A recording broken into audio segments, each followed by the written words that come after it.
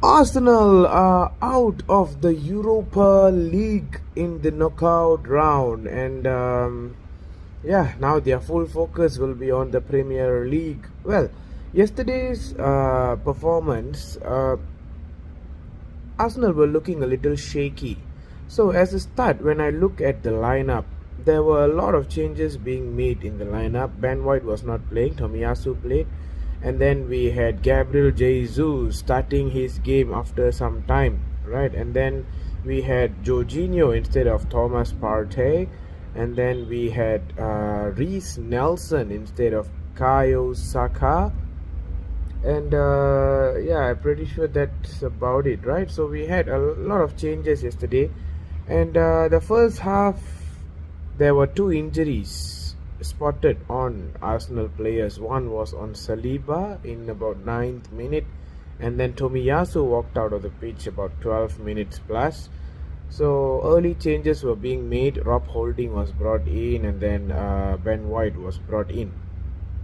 Arsenal were trying. I believe even the fans, even I thought that Arsenal will win this because it's in Emirates, right? They went on Sporting and they got 2 goals there. It was 2-2. So it's advantage to Arsenal, and I thought, okay, Arsenal can win this in Emirates.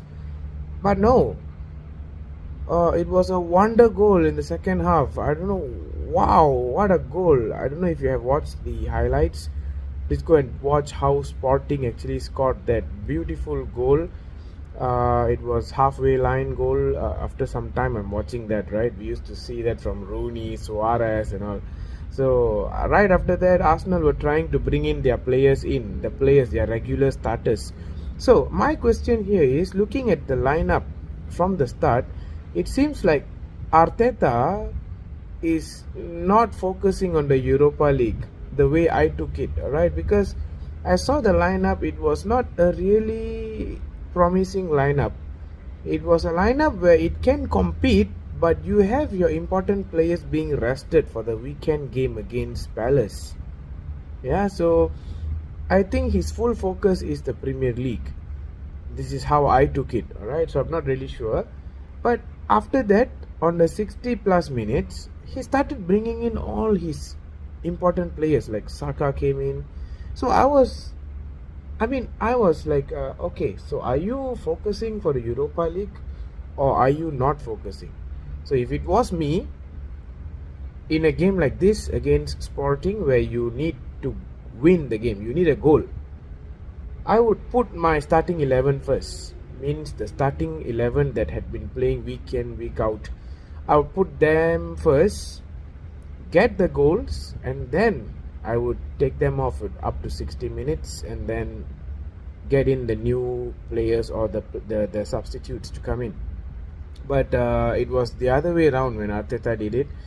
End of the day, Arsenal are out of the Europa League.